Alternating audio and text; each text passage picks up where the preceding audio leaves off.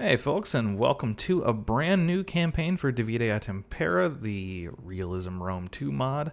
In my opinion, the best mod for Rome 2, and maybe one of the best mods for any game of all time. I love this mod so much. I have 2,112 hours in Rome 2, and 80% of that is all in Rome 2 Divide et Impera. So I always come back to this game, and I always come back to this mod.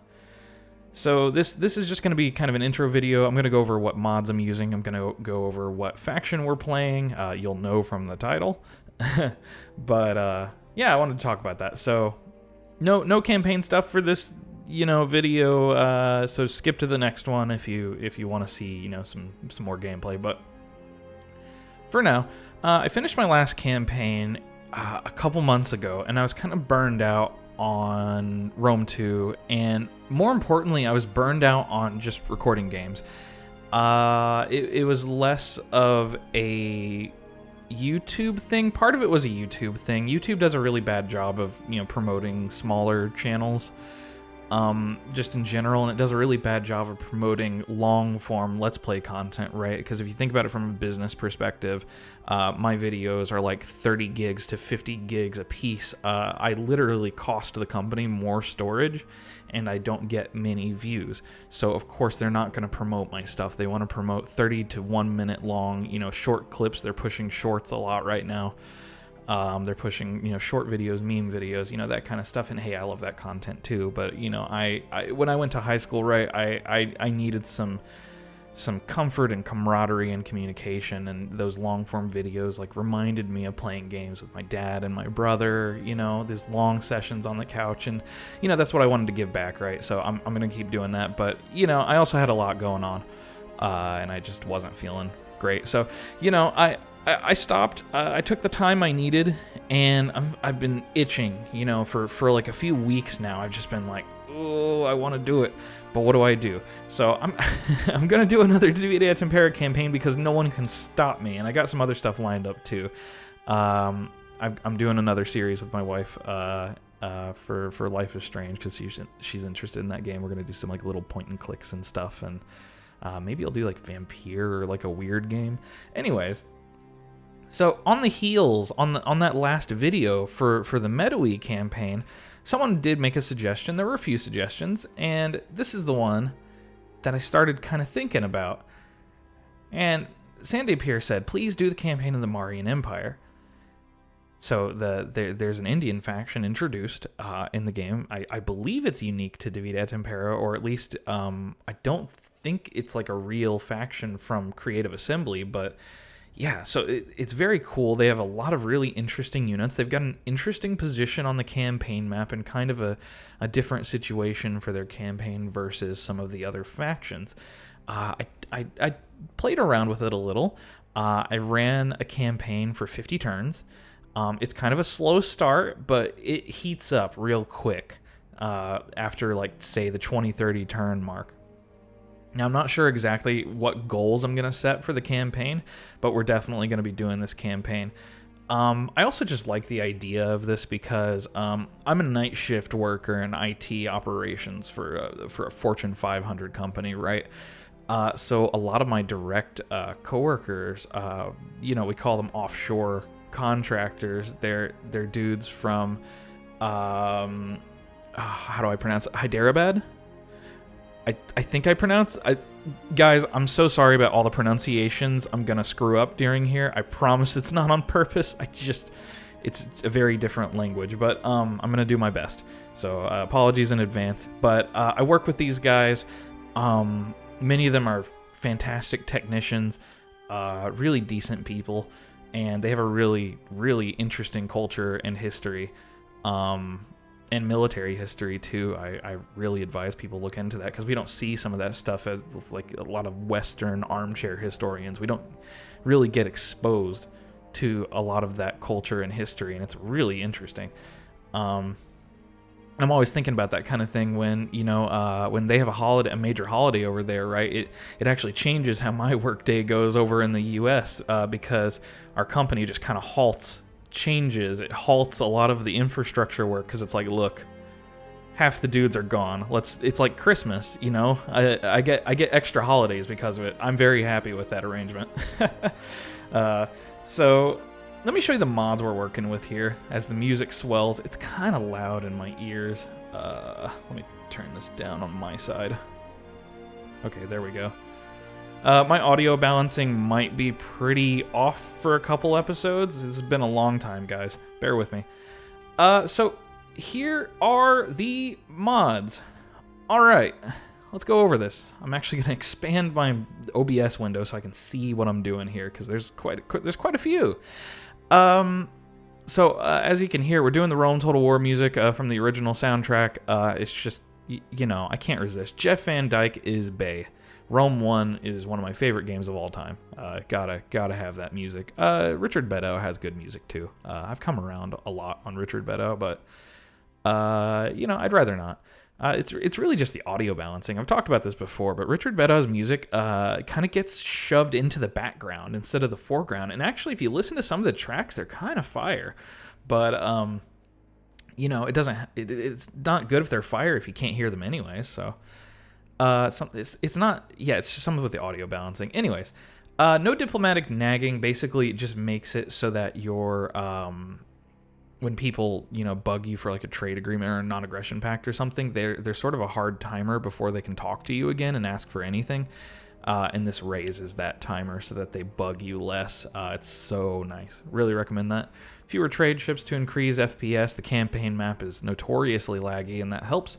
Pikemen start battles with pikes. Really bothers me when they don't, so now they do.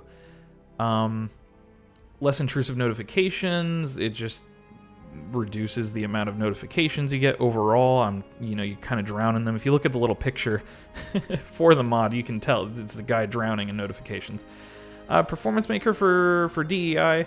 It kind of changes the I forget the word for it, but basically as you zoom out, your units become more and more 2D and less detailed, right? And as you get closer, they become more detailed. So what this does is it adjusts it so that they become less detailed faster, because you can't see that detail anyway. So this gives you some FPS boosts, I found. Same thing with the campaign interface performance patch. Just a few things to kind of make it run smoother. You can never fix Rome 2 completely. It's a 32-bit game, and I'm using a really powerful GPU that can't be fully utilized. I'm on an RTX 3090 and an i9 12900K, I think. So I've got the hardware, but, you know, it doesn't always matter. 41 units in army. This isn't a mod in and of itself. Save parser is how you do that, but the banners are really nice for that. You'll see some custom banners. Orbis Terrarum is just awesome for lighting. Graphical effects removal for arcade stuff. I don't like the little shinies on them, so it removes that. Better water just makes it kind of deeper blue. Lots of AAA generals for different factions or cultures. I love Benjen's work. He's actually commented on the channel, which I think is really cool. Yeah, I just like how they look. The generals like sort of level up their gear as they themselves level up, and I think if they're in like cold regions, they'll put on coats and stuff. Just cool, just immersive, right? Your most badass generals look badass. And then we come to a slew of other mods. So I've got a lot of Q Sartorius sub-mods, and Q Sartorius is one of the guys that works development on Divide et Impera, and he has a very, in my opinion, he has sort of like a hardcore view on Divide et Impera, but he makes a lot of interesting tweaks. So you can go to his workshop and check out his stuff on Steam. And I honestly could not tell you what every single one of these does. I believe the auto-resolve one is kind of a Rome nerf for Rome's auto-resolve, so it just makes them expand slower so that you have a chance to go fight other people besides Rome. And I just like that because, you know, it means that, you know, some of the Hellenic kingdoms and stuff, some of the other powers have a little bit more time to shine. And, you know, you might fight a Greek faction at turn 150 instead of Rome in Greece. It's unlikely, but it's possible, you know. The other Q Sartorius ones, as I said, I don't remember every single one of Sartorius's changes. I'll try to go into them as I go, or as I go through the campaign. If I notice like a difference, I'll point it out, and I'll point out which mod it is. Just look at the descriptions. All these ones that have the underscore LYS are because I either tweaked the mod myself and made like little changes, or I just renamed the mod and put it into my data folder in Rome 2 to increase load times and performance. So like the big meat of the mod here is Divida and Impera, of course, so that one's in my data folder. I recommend people do that. Even for workshop mods, if you can find the folder that the workshop mods are in, you can take them out and you can put them in your data folder for Rome 2, and you'll experience much better load times. However, in my case, I do have to rename the mods to get them to show up in the mod manager, so that's why they're renamed. It's not because, not in all cases did I tweak something, and I'm not claiming any ownership over these mods. I didn't do that. One thing I did change about, you can see I did change something with Divida et Impera itself. The part 1, you can see I underscored that. That I just tweaked the first class Spartan mercenaries, the veteran hoplites.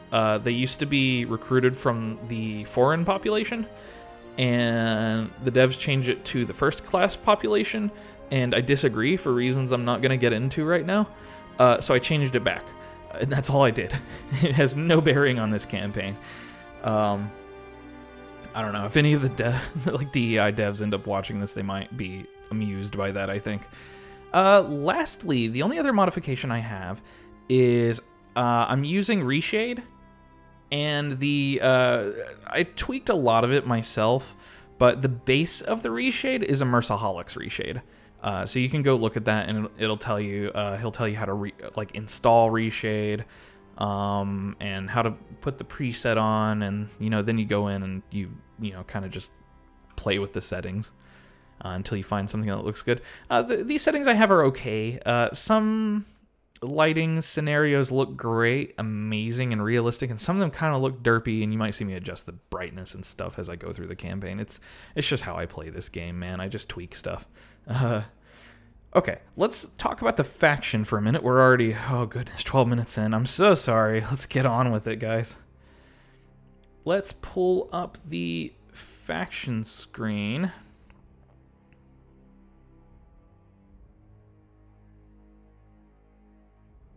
Come on. Here we go.